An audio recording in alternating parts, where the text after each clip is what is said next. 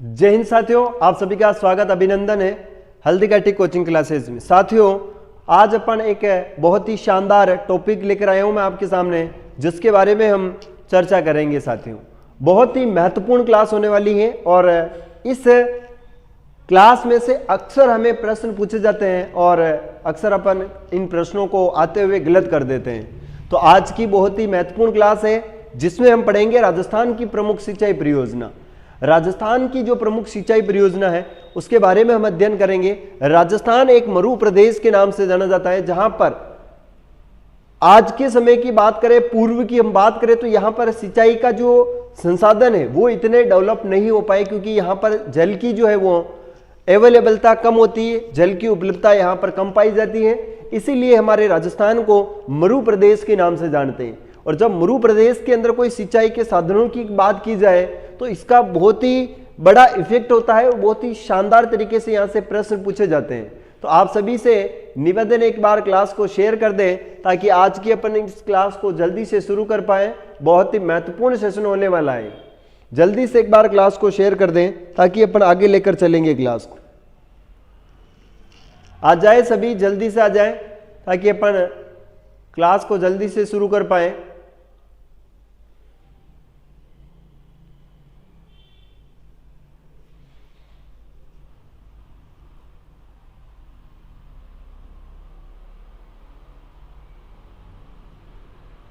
देखिएगा, आज हम पढ़ेंगे राजस्थान की जो प्रमुख सिंचाई परियोजना है उसके बारे में हम अध्ययन करेंगे। ठीक है जी, चलिएगा।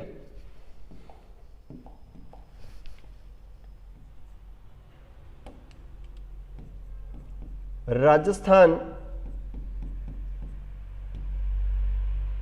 की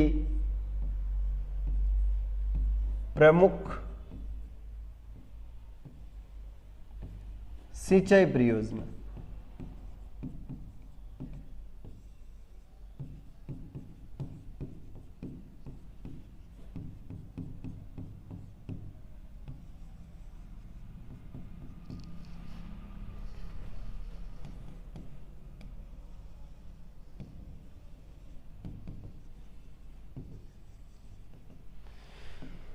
देखिए, आज का हमारा बहुत ही मोस्ट इंपोर्टेंट टॉपिक होने वाला है राजस्थान में प्रमुख सिंचाई परियोजना। देखिए, राजस्थान क्या है? राजस्थान एक मरु प्रदेश कहलाता है। राजस्थान एक मरु प्रदेश है। मरु प्रदेश है। राजस्थान में लगभग 60% भाग पर क्या फैला हुआ है? मरुस्थल फैला हुआ है। राजस्थान के 60% भूभाग पर मरुस्थल फैला हुआ है। मरुस्थल फैला हुआ है।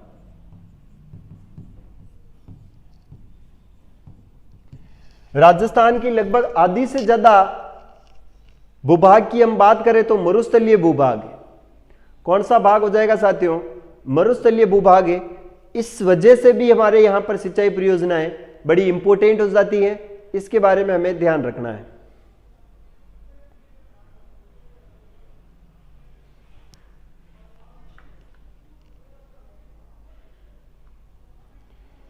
चलिए आगे हम बात करें।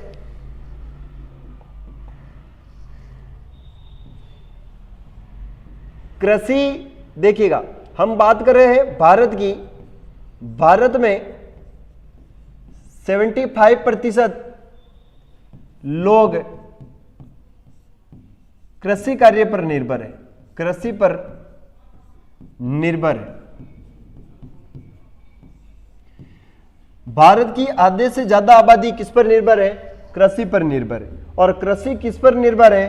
कृषि निर्भर है वर्षा पर। याद रखना, कृषि वर्षा पर निर्भर है, यानी वर्षा या जल पर निर्भर है।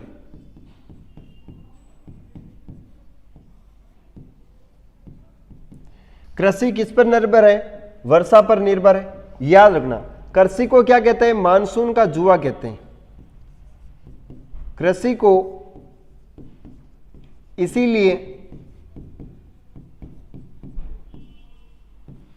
मानसून का जुआ कहते हैं। मानसून का जुआ कहते हैं। ये बात अपने को विशेष ध्यान रखनी है। ठीक है जी, कमेंट करते रहे आप, और चैनल पर नए हो तो चैनल को सब्सक्राइब भी कर ले, आपके कमेंट में पढ़ रहा हूँ। ठीक है जी, और जो भी आप जी जानकारी रखते हैं वो भी आप बताते रहे बीच बीच में कि सर ये भी इसके अंदर होता है। ठीक है जी, चलिए इसके बाद हम बात करें प्राचीन समय से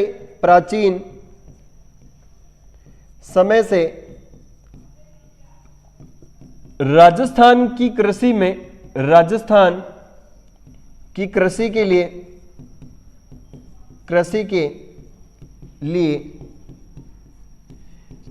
सिंचाई के अनेक संसाधनों का प्रयोग किया गया है। सिंचाई के लिए प्राचीन समय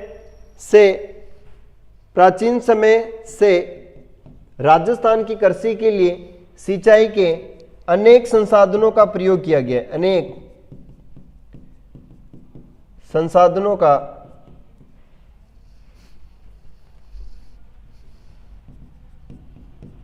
प्रयोग किया जा रहा है। यानी हमारे राजस्थान के अंदर प्राचीन समय से जो कृषि के सिंचाई के लिए अनेक संसाधनों का प्रयोग किया जा रहा है, जिसमें बहुत सारे ऐसे संसाधन हैं जिन्होंने समय के साथ डेवलपमेंट किया गया है, जिन्हें समय के साथ विकसित किया गया है। और ये ऐसे प्रमुख जो इम्प्लीमेंट अपनाए गए हैं कृषि के अंदर, ताकि किसान किसी भी प्रकार से अपनी फसल को जो है वो जल की उपलब्धताएं दे पाए। इसके लिए राजस्थान के जो किसान थे और राज्य सरकार है उसने बहुत सारे कदम उठाए हैं, जिसके कारण आज हमारे राजस्थान के अंदर लगभग हम बात करें भारत के कुल जल का, राजस्थान के अंदर जो जल है वो 1%। याद रखना, ये भी बात मैं लिख देता हूं, भारत के कुल जल का राजस्थान में जल कितना है तो 1% है। वेरी वेरी इंपॉर्टेंट, याद रखना। भारत के कुल जल का राजस्थान में, या राजस्थान का जल जो है, राजस्थान का जल 1%। कितना है? 1%। यानी भारत में जितना जल है उसका सिर्फ और सिर्फ राजस्थान में 1% जल है। अब हम बात करते हैं राजस्थान में सिंचाई के अनेक संसाधन अपनाए गए हैं। राजस्थान में सिंचाई के संसाधन,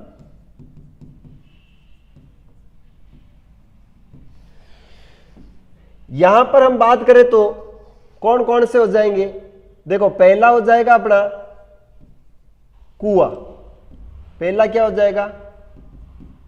कुओं द्वारा सिंचाई। दूसरा हो जाएगा नलकूपों द्वारा सिंचाई। नलकूपों द्वारा सिंचाई। तीसरा हो जाएगा तालाबों द्वारा सिंचाई। तालाबों द्वारा सिंचाई।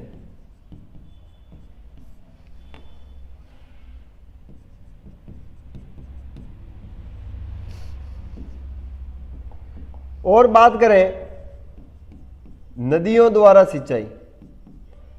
नदियों व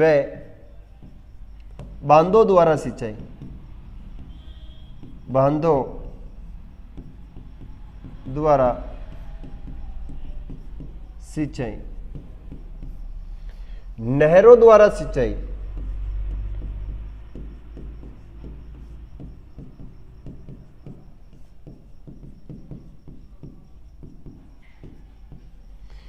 ये प्रमुख है संसाधन है हमारे यहाँ पर सिंचाई के प्रमुख है, जिसके आधार पर हमारे यहाँ पर सिंचाई का कार्य संपन्न किया जाता है। वेरी वेरी इंपॉर्टेंट है, ये बात अपने को ध्यान रखनी है।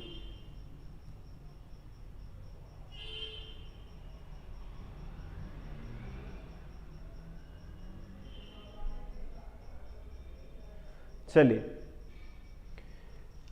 अब हम बात करते हैं राजस्थान में सर्वाधिक सिंचाई वाला संसाधन कौन सा है। राजस्थान में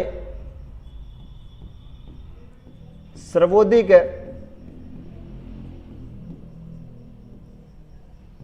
सिंचाई वाला संसाधन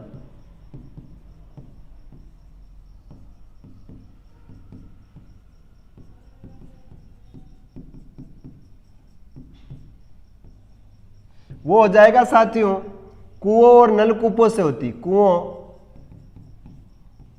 व नलकूप। राजस्थान में सर्वाधिक सिंचाई होती वो होती है कुओं और नलकूपों से होती है, याद रखना है। यहां पर नोट करके लिख देता हूं मैं, सर्वाधिक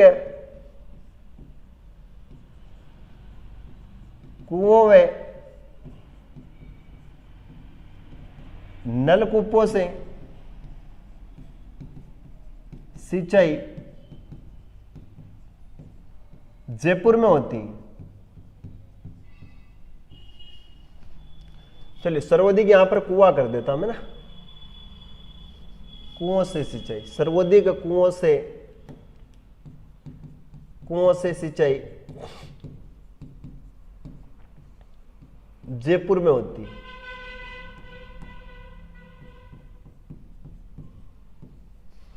दूसरा हो जाएगा सर्वाधिक नलकूपों से सिंचाई, सर्वाधिक नलकूपों से सिंचाई ये होती है भरतपुर के अंदर। सर्वाधिक नहरों द्वारा सिंचाई,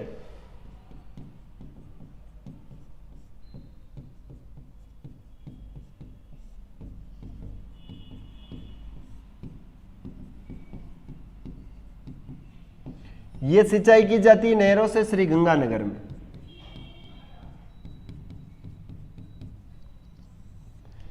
इसके बाद आ जाएगा सर्वाधिक तालाबों से सिंचाई, सर्वाधिक तालाबों द्वारा सिंचाई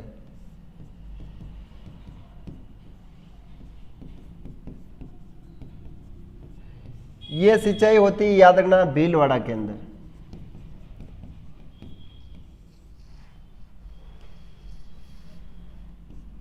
सर्वाधिक है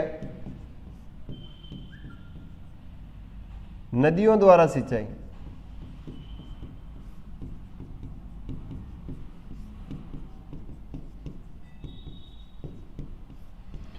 ये हो जाएगा अपना कोटा,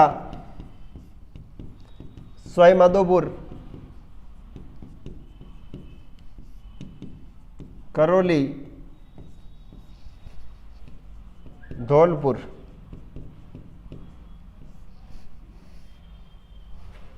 इसमें डूंगरपुर प्रतापगढ़ भी आ जाएगा, डूंगरपुर, बांसवाड़ा और प्रतापगढ़।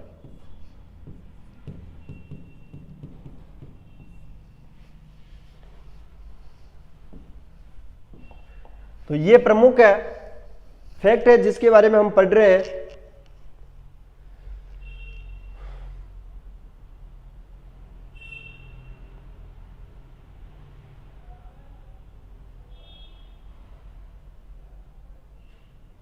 चलिए अब हम लेते हैं प्रमुख सिंचाई के साधन, जिसमें पहला है कुआं। प्रमुख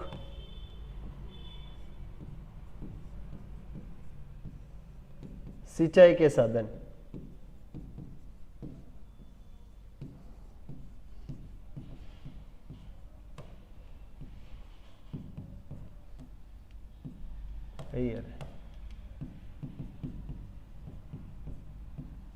साधन।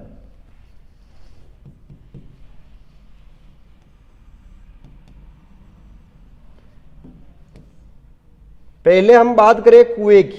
किसकी बात करेंगे? कुआं। कुओं द्वारा सिंचाई।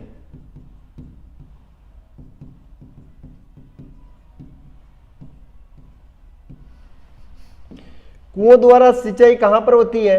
तो याद रखना है राजस्थान के पूर्वी भाग में। राजस्थान के पूर्वी भाग में सर्वाधिक।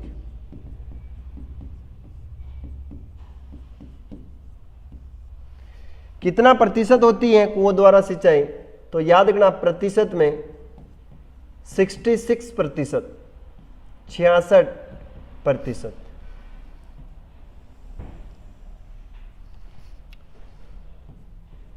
कुओं द्वारा सर्वाधिक सिंचाई कहां होती है?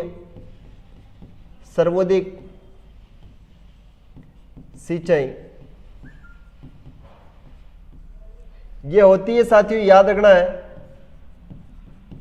जयपुर में। न्यूनतम की बात करें, न्यूनतम सिंचाई कुओं द्वारा कहां होती है? तो याद रखना है यह होती है अपने श्री गंगानगर, श्री गंगानगर व भीलवाड़ा। ये बात अपने को विशेष ध्यान रखनी है। ठीक है जी, बिल्कुल। यहां पर लिख देता हूं मैं नलकूपों से सर्वाधिक सिंचाई, नलकूपों से सर्वाधिक सिंचाई भरतपुर में होती। भरतपुर, ये नोट करके लिख सकते हो आप यहां पर, नोट। अन्य जिलों की बात करें, यहां पर अन्य जिले कौन सा आ जाएंगे? अन्य जिले तो याद रखना है खेरथल, तिजारा,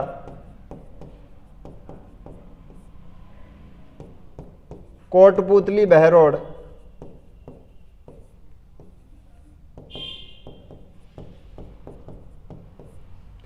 डींग,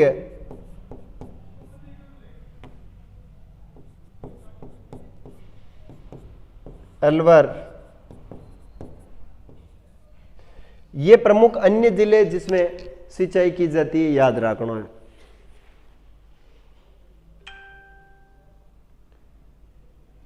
चलिए आगे बात करें।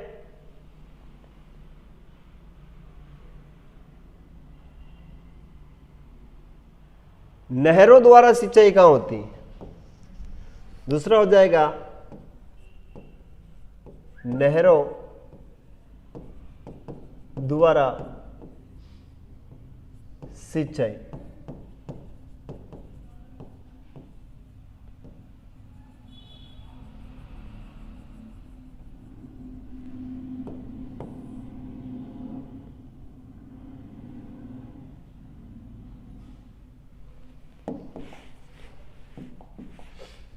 चलेगा।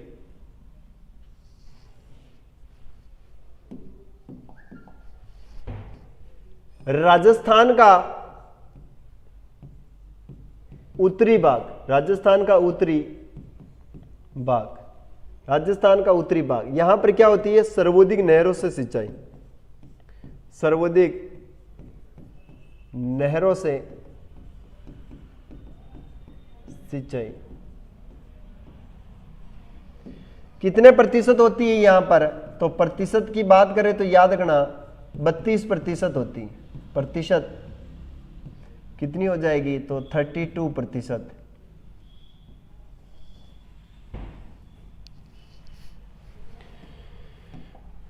सर्वाधिक नहरों से सिंचाई कहां होती है? तो याद रखना है श्री गंगानगर मेन जिला ये आता है। न्यूनतम नहरों से सिंचाई कहां हो जाएगी? न्यूनतम नहरों से सिंचाई ये हो जाएगी अपने जयपुर के अंदर, जयपुर। अन्य जिलों की बात करें, अन्य जिले जहां पर सर्वाधिक सिंचाई होती है जिले, इसमें आ जाएगा अपना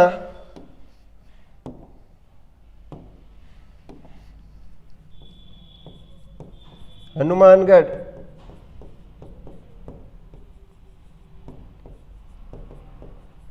अनूपगढ़। याद रखना जहां पर सर्वाधिक नहरों से सिंचाई होती है।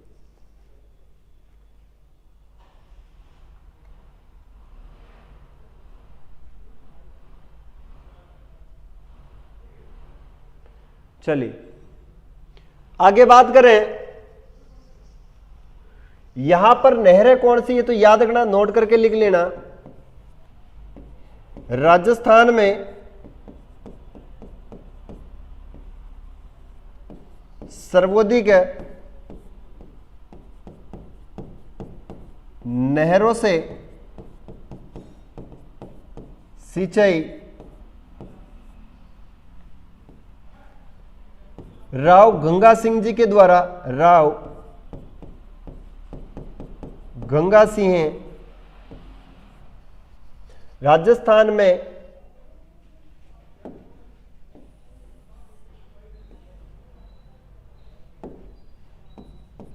सर्वाधिक नहरों से सिंचाई राव गंगा सिंह ने नहरों का निर्माण करवाकर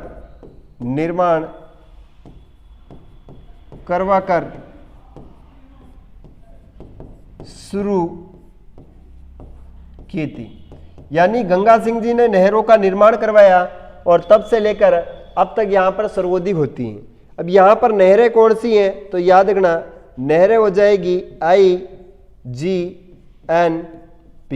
IGNP यहां पर नहर है इंदिरा गांधी नहर, और दूसरी हो जाएगी जिसका नाम है गंग नहर। गंग नहर, इंदिरा गांधी नहर परियोजना और गंग नहर को लाने वाले कौन थे? गंगा सिंह जी थे, जो यहां पर लेके आए थे। इसलिए इस वाले भाग में सर्वाधिक नहरों के द्वारा क्या होती है?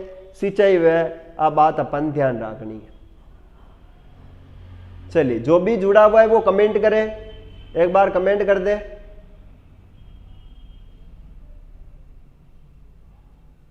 चलिए आगे बात करते हैं अपन तालाबों से सिंचाई कहां होती है।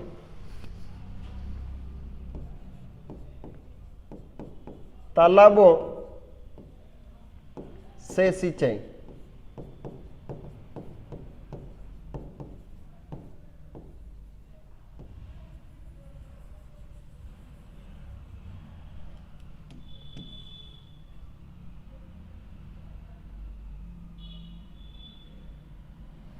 चलेगा।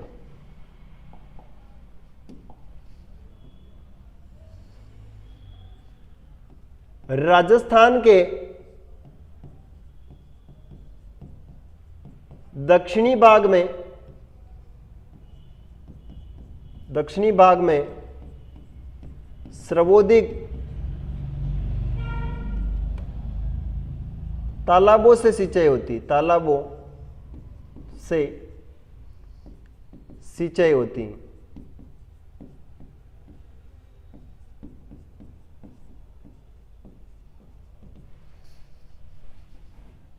कितने प्रतिशत होती है और सर्वाधिक कहां पर होती है, यह भी अपने को लिखना है। प्रतिशत की हम बात करें कितने प्रतिशत हैं तो याद रखना है 6%। कितनी होती हैं? 6% सिंचाई भी, वो याद रखिए। 0.6% कर दो, 0.6%। और जिला कौन सा हो जाएगा, सर्वोधिक कहां पर होती है, तो सर्वोधिक हो जाएगी भीलवाड़ों के अंदर, भीलवाड़ा। न्यूनतम कहां पर हो जाएगी, न्यूनतम, तो न्यूनतम याद रखना है, यह हो जाएगी अपनी श्री गंगानगर, क्योंकि यहां पर नहरों से होती गंगा नगर। और कौन सा जिला आ जाएगा, तो जयपुर। अन्य जिलों की बात करें, अन्य जिले कौन से हो जाएंगे, चित्तौड़गढ़ भी आता है इसके अंदर। वैसे सर्वाधिक नदियों से सिंचाई होती है यहां पर, शाहपुरा याद रखना है, शाहपुरा, चित्तौड़, और कौन आ जाए तालाबों द्वारा, चलेगा। देखो कोटा भी है, वैसे कोटा के अंदर भी बांध बने हुए, जैसे राणा प्रताप सागर बांध है, जवाहर सागर बांध है, और इन बांधों से कोटा वाले भाग में होती है, लेकिन नदियों द्वारा वहां पर ज्यादा पूछा जाता है, तो ये नदी आपने ध्यान रखनी है। ठीक है, आगे चलते हैं। भीलवाड़ा को क्या कहते हैं, भीलवाड़ा को तालाबों की नगरी कहते हैं, तालाबों की नगरी कहते हैं। भीलवाड़ा को तालाबों की नगरी कहते हैं, तो याद रखना बूंदी को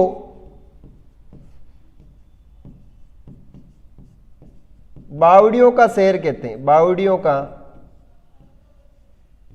शहर कहते हैं।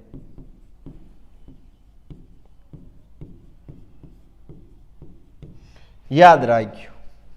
ठीक है जी, आगे चलते हैं। सिरोही को क्या कहते हैं, तो याद रखना सिरोही को किस नाम से जानते हैं, सिरोही की कुछ प्रसिद्ध है क्या, सिरोही को चंद्रावती के नाम से जानते, चंद्रावती के नाम से जानते। यहां पर तो वैसे आवश्यकता नहीं है, क्योंकि सबसे ज्यादा बारिश भी कहां पर होती है, तो सिरोही के अंदर माउंट आबू वाले क्षेत्र में होती है, तो याद रहेगी। ठीक है जी, चलिए आगे बात करें तालाबों के बाद। अब अन्य जो चीजें उसके बारे में देखते हैं, अन्य संसाधन।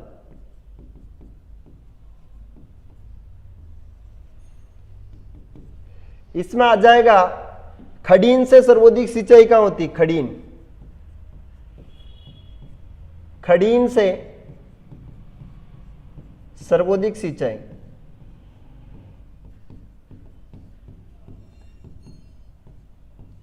यह होती है, याद रखना, जैसलमेर के अंदर, जैसलमेर। आगे बात करें बांधों से सर्वाधिक सिंचाई, बांधों से सर्वाधिक सिंचाई, ओ याद रखना राजसमंद, उदयपुर, प्रतापगढ़, बांसवाड़ा, डूंगरपुर,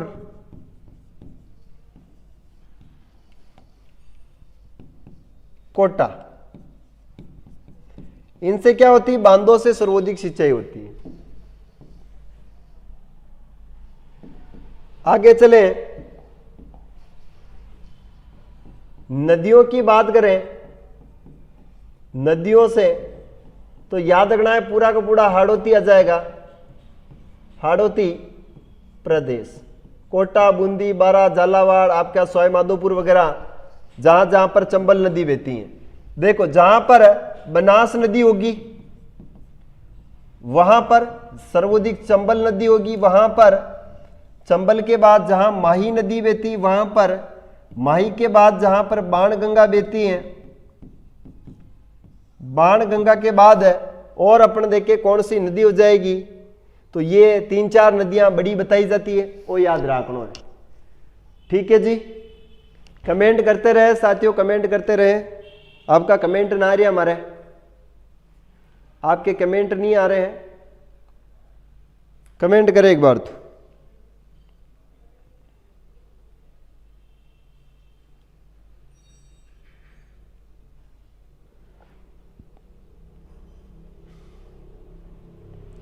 आपके कमेंट नहीं आ रहे हैं।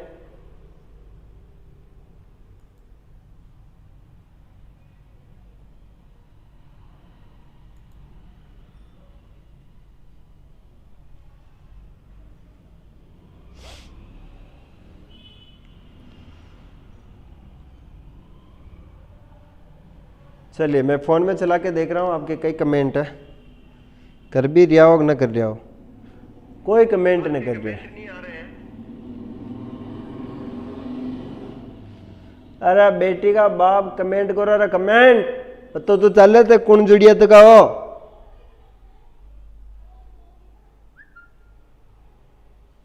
चलिए ना बताओ चाहो तो की बात कोई। चल आगे बात करो।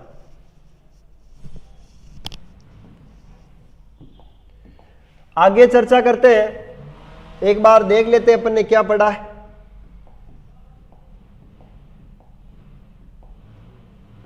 देखिएगा, राजस्थान की प्रमुख सिंचाई परियोजनाएं पढ़ रहे हैं, जिसमें राजस्थान एक मरु प्रदेश है। राज्य के लगभग 60% भूभाग पर मरुस्थल फैला हुआ है। भारत में 75% लोग कृषि पर निर्भर है। कृषि वर्षा जल पर निर्भर है, कृषि जल के बिना नहीं हो पाती है। कृषि को इसीलिए मानसून का जुआ कहते हैं। प्राचीन समय से राजस्थान की कृषि के लिए सिंचाई के अनेक संसाधनों का प्रयोग किया जा रहा है। भारत के कुल जल का राजस्थान का जल 1% है। राजस्थान में सिंचाई संसाधन कुओं द्वारा, नलकूपों द्वारा, तालाबों द्वारा, नदियों बांधों द्वारा और नहरों द्वारा सर्वाधिक होती है। फिर बात करी, राज्य में सर्वाधिक सिंचाई वाला संसाधन कुआं नलकूप है। सर्वाधिक सिंचाई कुओं से सिंचाई जयपुर में होती है, नलकूपों से भरतपुर में होती है। सर्वाधिक नहरों द्वारा सिंचाई श्रीगंगानगर में, सर्वाधिक तालाबों द्वारा सिंचाई भीलवाड़ा में, सर्वाधिक नदियों द्वारा कोटा, बूंदी, बाराबार, झालावाड़ लिखा है। यहां पर मैं और लिख देता हूं, राजस्थान में सर्वाधिक सिंचाई वाला जिला, सर्वाधिक सिंचाई वाला जिला कौन सा है? सर्वाधिक सिंचाई वाला जिला, ये जिला हो जाएगा अपना श्रीगंगानगर। इसमें सर्वाधिक सिंचाई की आवश्यकता पड़ती है, गंगानगर। न्यूनतम सिंचाई वाला कौन सा हो जाएगा? तो वो है राजसमंद। राजस्थान में न्यूनतम सिंचाई वाला जिला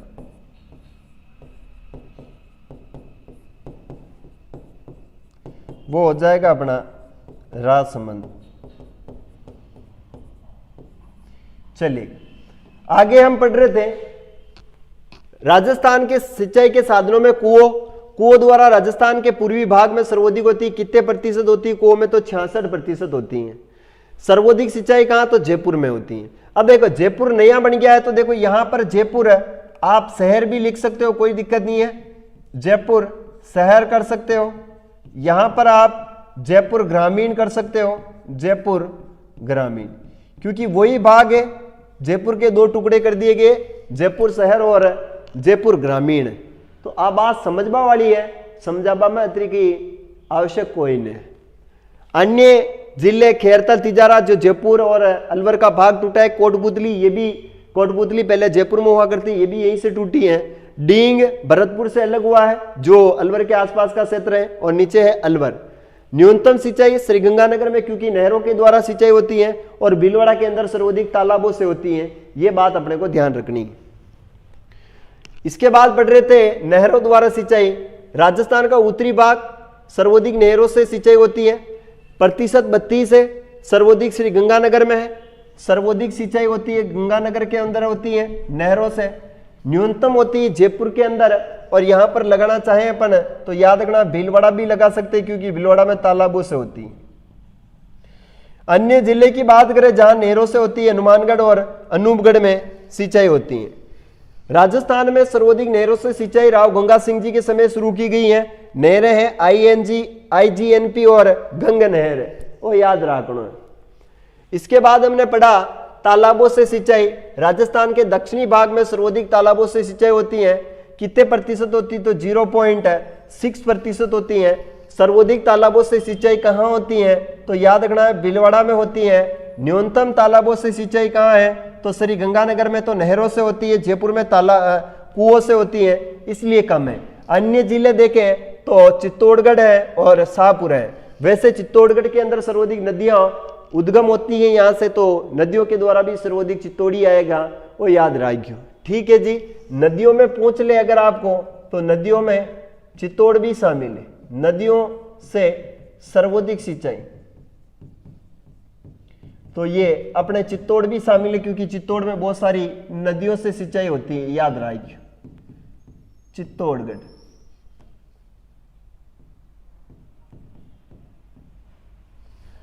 ठीक है जी, चलिए आगे हम बात कर रहे थे अन्य संसाधन में। खड़ीन सबसे ज्यादा जैसलमेर में। बांधों से सर्वाधिक सिंचाई राजसमंद, उदयपुर, प्रतापगढ़, बांसवाड़ा, डूंगरपुर, कोटा में। नदियों से सर्वाधिक हाड़ौती प्रदेश, जैसे नदियां ये दिख रही हैं। इसके बाद अपन चलेंगे सिंचाई परियोजना 3 भागों में, लघु सिंचाई, मध्यम और वृहत सिंचाई परियोजना। लघु सिंचाई परियोजना, मध्यम सिंचाई और वृहत सिंचाई परियोजना, इसके बारे में हम आगे पढ़ेंगे।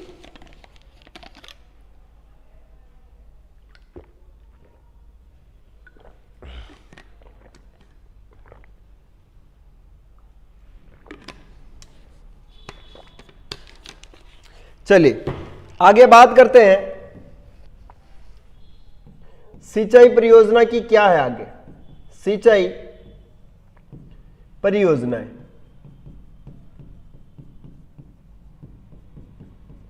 देखिएगा इसको अपन 3 भागों में डिवाइड करेंगे। कितने भागों में? 3 भागों में। 3 भागों में डिवाइड करेंगे। एक तो है अपनी लघु सिंचाई परियोजना, दूसरी है मध्यम सिंचाई परियोजना और तीसरी है वृहत सिंचाई परियोजना। पहली, दूसरी और तीसरी। पहली कौन सी हो जाएगी? तो याद रखना है लघु सिंचाई परियोजना। लघु सिंचाई परियोजना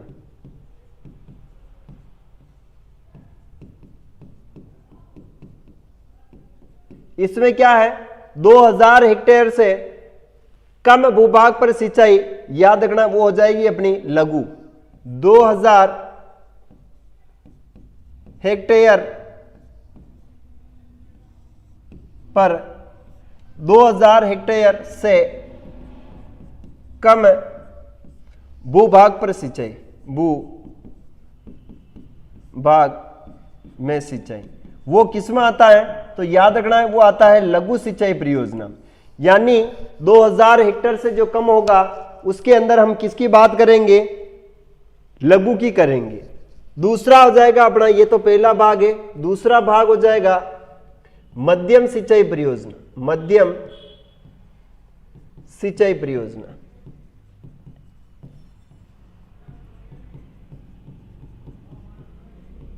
मध्यम सिंचाई परियोजना में क्या है? तो याद रखना है 2000 से 10,000 हेक्टेयर क्षेत्र में सिंचाई, क्षेत्र में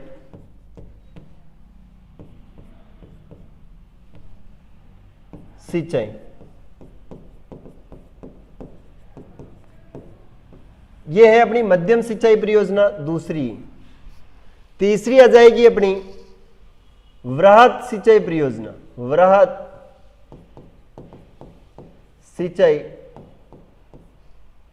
परियोजना, ये तीसरा भाग है। 10,000 से अधिक हेक्टेयर पर सिंचाई, 10,000 से अधिक हेक्टेयर क्षेत्र में सिंचाई।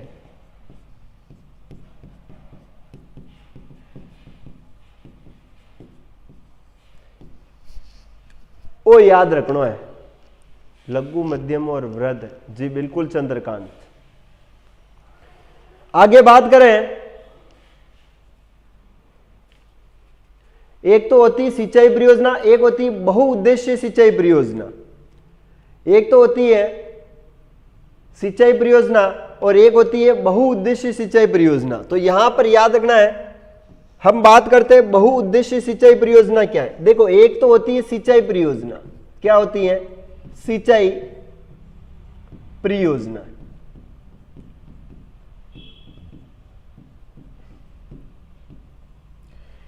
एक होती है बहुउद्देशीय सिंचाई परियोजना।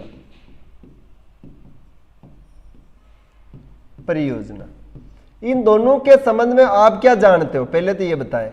इन दोनों के संबंध में आप क्या जानते हो, ये बताएं। देखो, सिंचाई परियोजना केवल सिंचाई होती, केवल इसमें क्या होता है, केवल सिंचाई हेतु, केवल सिंचाई हेतु बनाई जाती है। केवल सिंचाई हेतु बनाई जाती है, वो सिंचाई परियोजना है। बहुउद्देश्य के अंदर याद रखना, सिंचाई के साथ साथ, सिंचाई के साथ साथ बिजली उत्पादन करना, बिजली उत्पादन, पेयजल हेतु पानी, पेयजल हेतु पानी, कुछ उद्योगों हेतु पानी, उद्योगों हेतु पानी। सीधा सीधा सा याद रखना है, जिस परियोजना का उद्देश्य एक ना होकर अनेक प्रकार के उसके अंदर इंप्लीमेंट आ जाते हैं, उसे बहुउद्देश्य कहते हैं। याद रखना है, सिंचाई परियोजना तो सिर्फ सिंचाई के लिए। बहुउद्देश्य के अंदर, बहुउद्देश्य सिंचाई परियोजना का तात्पर्य ऐसी सिंचाई परियोजना जिसका केवल उद्देश्य सिंचाई नहीं है, उसका उद्योगों हेतु पानी उपलब्ध करवाना है, पेयजल हेतु कराना है, बिजली उत्पादन करना, ये सारे के सारे किसमें आते हैं, बहुउद्देश्य सिंचाई परियोजना में आते हैं। किसमें आते हैं, बहुउद्देश्य सिंचाई परियोजना में शामिल है। अब यहां पर पंडित जवाहरलाल नेहरू ने कहा है कुछ, उसके बारे में हम बात करते हैं। पंडित जवाहरलाल नेहरू का कुछ कथन था, उसके बारे में हम देखते हैं। पंडित जवाहरलाल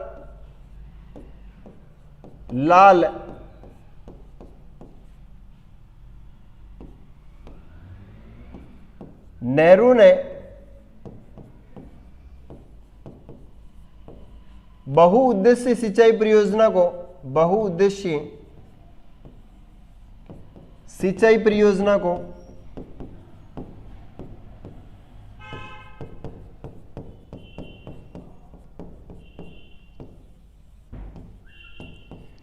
बताए क्या कहा है।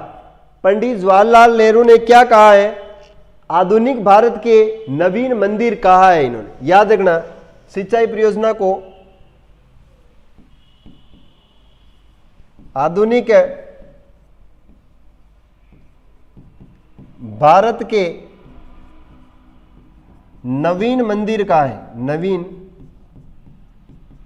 मंदिर कहा है। यानी पंडित जवाहरलाल नेहरू ने बहुउद्देशीय सिंचाई परियोजना को आधुनिक भारत के नवीन मंदिर कहकर पुकारा है। वेरी वेरी इंपॉर्टेंट है, ये बात अपन ने ध्यान रखनी है। ठीक है जी, बिल्कुल सर। आगे चलते हैं, अब प्रमुख परियोजनाएं पढ़ेंगे, जिसमें पहली है भांगड़ा नांगल परियोजना। प्रमुख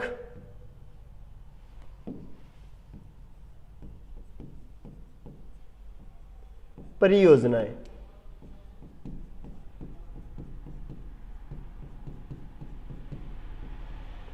पहली हम पढ़ेंगे, इसका नाम है भांगड़ा नांगल परियोजना।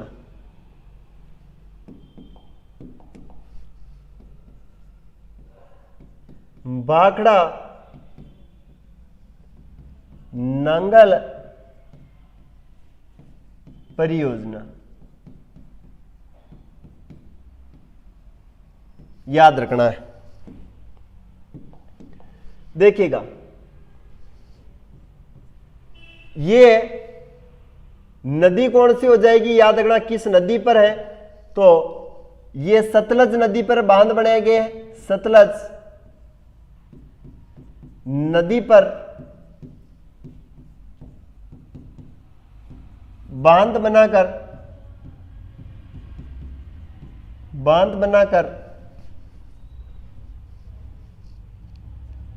इस परियोजना की शुरुआत की गई। इस परियोजना की शुरुआत की। तो नदी कौन सी हो जाएगी, सतलज नदी। ये किन राज्यों की संयुक्त परियोजना है, याद रखना संयुक्त परियोजना किसकी है ये, तो संयुक्त परियोजना हो जाएगी ये पंजाब, पंजाब के बाद है हरियाणा, हरियाणा के बाद हो जाएगी हिमाचल प्रदेश, हिमाचल प्रदेश, हिमाचल प्रदेश के बाद अपना राजस्थान। याद रखना भांगड़ा नांगल परियोजना से पंजाब, हरियाणा, हिमाचल प्रदेश, राजस्थान की यह संयुक्त परियोजना है। अब हुआ क्या था आपको पता होगा, यहां से कालका की पहाड़ियां, कालका की पहाड़ियां, ये जो कालका की पहाड़ियां हैं,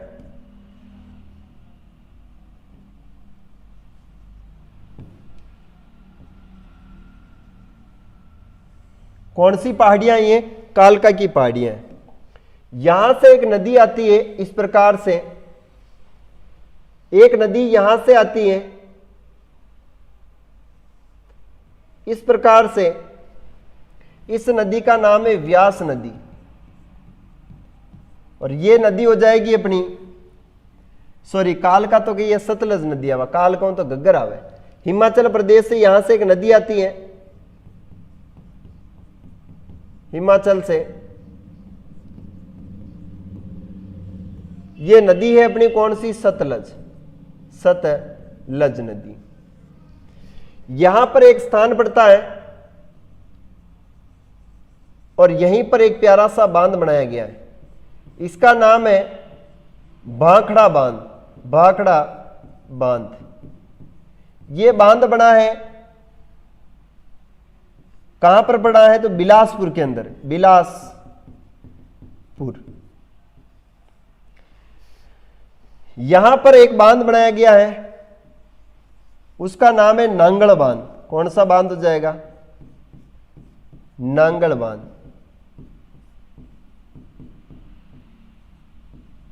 याद रखना है, यानी इस ये जो व्यास और सतलज के बीच वाला भाग है, इसको कहते हैं बिस्त दोआब। याद रखना है, बिस्त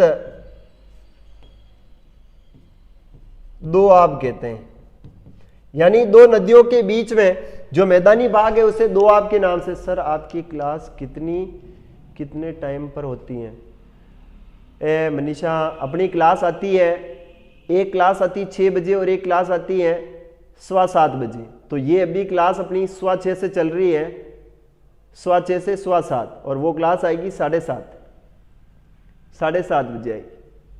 ठीक है, चलिए आगे बात करें।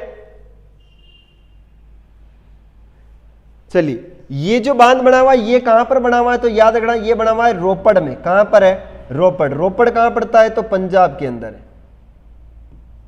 पंजाब। अब दो बांध बनाए गए हैं और यहीं से आपको पता है कि बिजली भी उत्पादन की जाती है और यहां से क्या उत्पादन किया जाता है, पानी भी है, तो वो अपन ने याद रखना है। ठीक है जी। चलिए आगे बात करें,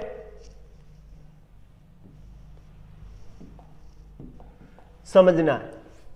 बात करते हैं अपन भाखड़ा बांध। भाखड़ा बांध की बात करें तो ये कहां पर है, यह है बिलासपुर के अंदर। कहां पर है, बिलासपुर।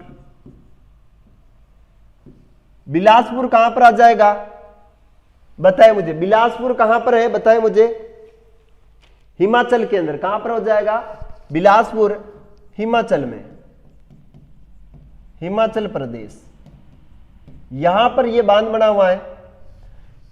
इस बांध की हम बात करें, भारत का दूसरा सबसे ऊंचा बांध है। भारत का दूसरा सबसे ऊंचा बांध है, ऊंचा बांध है। भारत का दूसरा सबसे ऊंचा बांध है। इसकी ऊंचाई कितनी मिलती है, तो याद रखना, इसकी जो ऊंचाई मिलती है वो ऊंचाई मिलती है 225 मीटर। ऊंचाई मिलती है 226 मीटर, 25 मीटर, दोनों आपको याद रखना है। बात करते हैं भारत का सबसे ऊंचा बांध। भारत का सबसे ऊंचा बांध, सबसे ऊंचा बांध टिहरी बांध है। कौन सा हो जाएगा, टिहरी बांध। भारत का सबसे ऊंचा बांध टिहरी बांध है। नदियां कौन सी है और ऊंचाई कितनी है इसकी, तो इसकी ऊंचाई है 260 मीटर। कितनी हो जाएगी, 260 मीटर। नदियां कौन सी है, तो नदियां हो जाएगी भागीरथी व, अच्छा कौन सी हो जाएगी, बीलगाना और कौन सी नदी, भागीरथी और बीलगाना नदी। ठीक है, भागीरथी व बीलगाना नदी के संगम, बीलगाना नदियां, दो नदियों के संगम पर है बीलगाना। अब बात करें आगे और क्या है, तो दूसरा बांध अपन देखें तो वो हो जाएगा अपना नांगल बांध। कौन सा बांध है, नांगल। ये तो पहला बांध हो गया। दूसरा बांध है उसका नाम है नांगल बांध।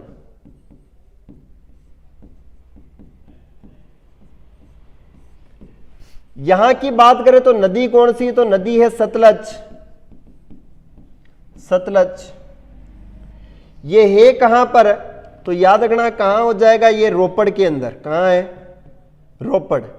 रोपड़ कहां है, तो पंजाब के अंदर। कहां हो जाएगा, पंजाब। इसके बारे में सिर्फ इतनी सी बात अपने को ध्यान रखना है। ठीक है जी, और कमेंट करके बताएं मुझे आप क्या क्या चीजें हैं।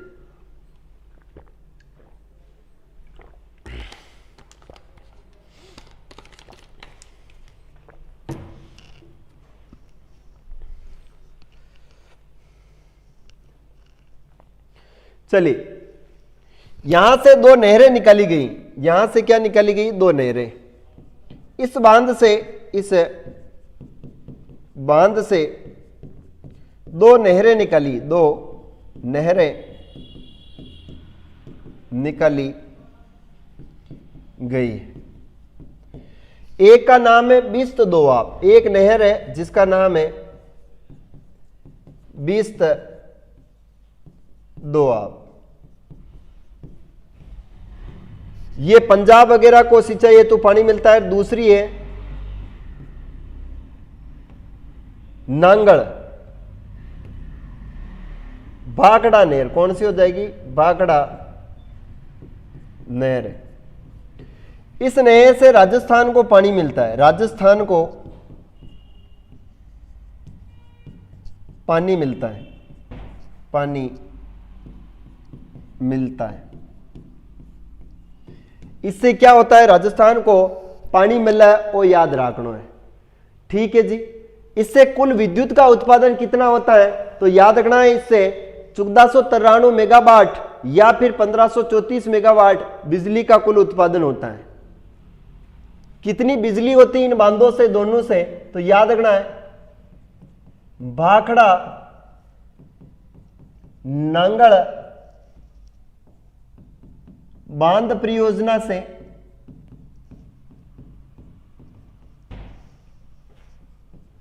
1493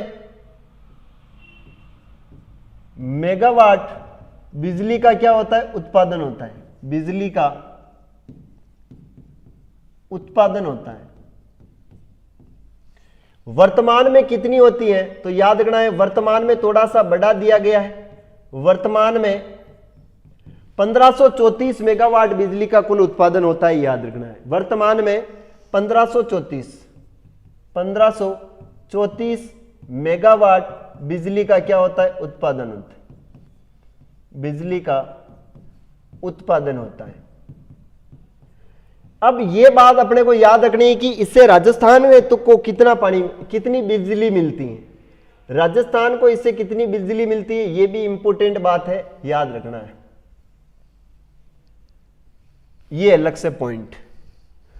राजस्थान को कितना मिलता है, तो याद रखना है राजस्थान को 22% के समथिंग जो है वो, सर आप पशु परिचर का भी पाठ करवा दीजिए।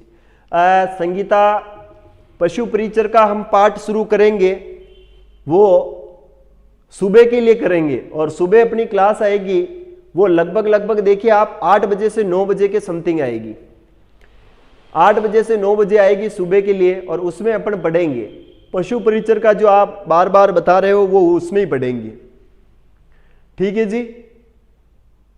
पशु परिचर अपन उसमें पढ़ेंगे, याद रखना है। चलिए आगे बात करें, राजस्थान की कितनी हिस्सेदारी है इसमें, तो यहां लिख देता हूं मैं नोट करके, राजस्थान की विद्युत में हिस्सेदारी, राजस्थान की विद्युत में हिस्सेदारी, विद्युत में हिस्सेदारी याद रखना है 227.32 मेगावाट बिजली का राजस्थान को मिलती है। कितनी मिलती है, 227.32 मेगावाट बिजली किसको मिलती है, राजस्थान को मिलती है।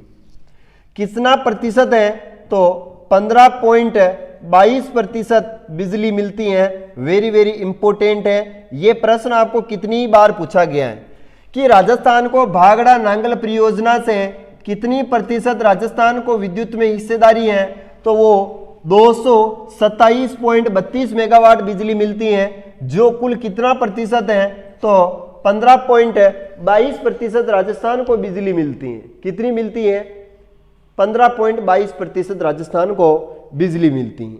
बात करें, यह भारत की सबसे बड़ी बहुउद्देशीय परियोजना है, और पंडित जवाहरलाल नेहरू ने क्या कहा था इसके बारे में, वो भी आगे बात करते हैं, देखना।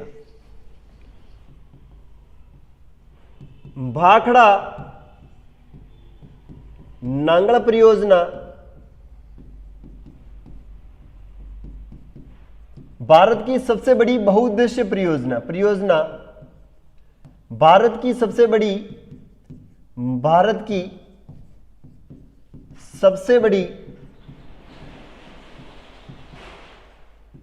बहुउद्देशीय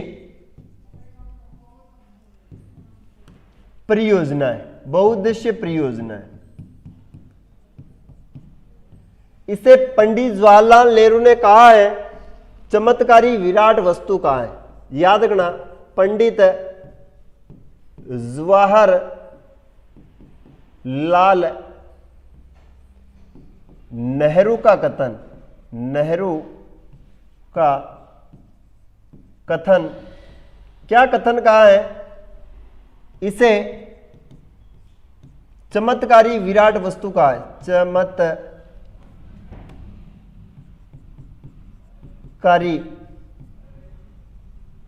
विराट वस्तु का है, विराट वस्तु कहा है। तो इस प्रकार से अपनी एक परियोजना संपूर्ण होती है। इस प्रकार से अपनी एक परियोजना संपूर्ण होती है, जिसको हमने पढ़ा है वो परियोजना है भाखड़ा नांगल परियोजना। देखो ये भाखड़ा बांध बना था, ये जो भाखड़ा बांध बना ये राष्ट्र को कब समर्पित किया गया? तो 1963 में इसे राष्ट्र को समर्पित किया गया था। राष्ट्र को समर्पित यह बांध 1963 को राष्ट्र को समर्पित किया गया, राष्ट्र को समर्पित किया है।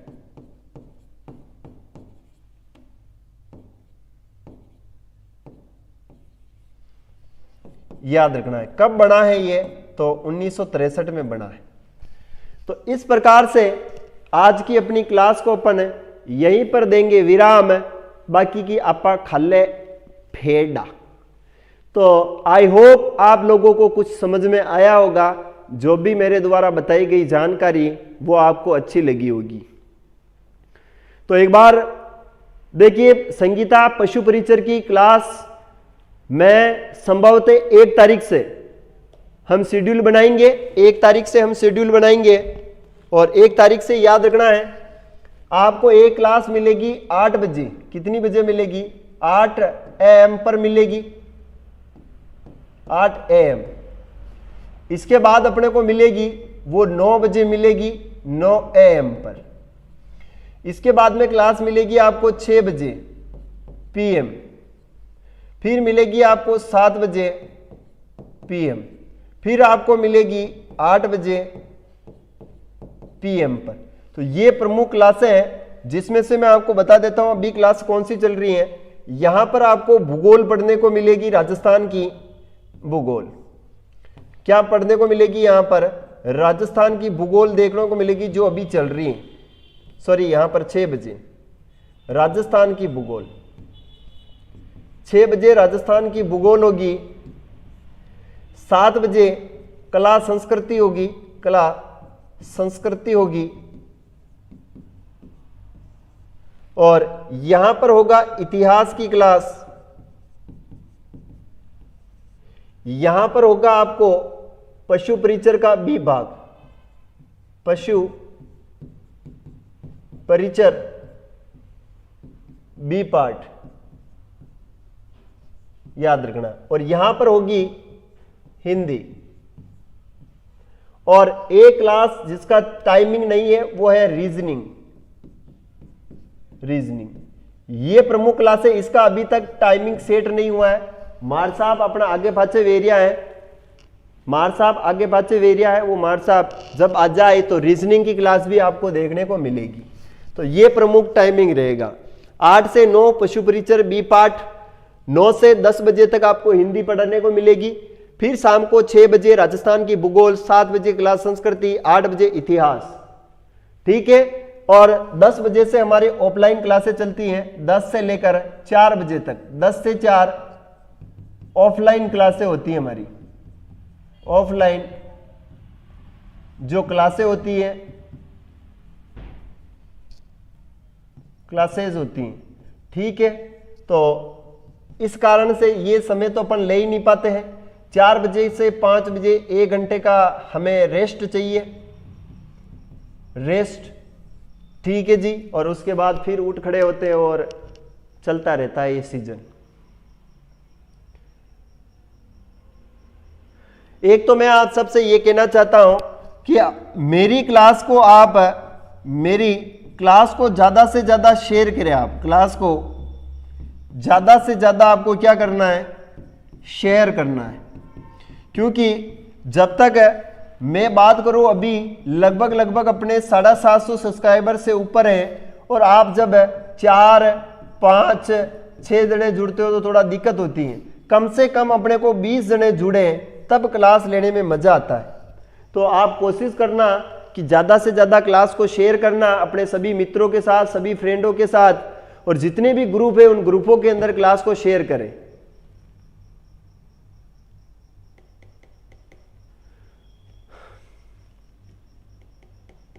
ठीक है जी। जनरल साइंस एक बार ये इन क्लासों का शेड्यूल आ जाए। देखो अभी समय मैंने आपको बताया ना 10 से 4 तो ऑफलाइन क्लास चलती है। अब समय ही क्या है, सुबह 8 बजे से 9 से वापस 10 बजे से ऑफलाइन क्लास चल जाती है। ठीक है, फिर शाम को 5 बजे का मैंने बताया रेस्ट, 6 बजे से 7 से 8 बजे चलेगी, वो 9 बजे खत्म होगी। अब पूरे दिन में बेचारे के बच्चे की जान लेवे क्या। ठीक है, एक मैं आपको ये कहूंगा क्लास को जितना हो सके उतना शेयर किया करें। अकेला बंदा चंद्रकांत सही समय पर जुड़ता है, आप लोग भी जो है इसको पूरी तरीके से ज्यादा शेयर करें। ठीक है, तो मिलेंगे कल अपन, तब तक के लिए जय हिंद जय भारत।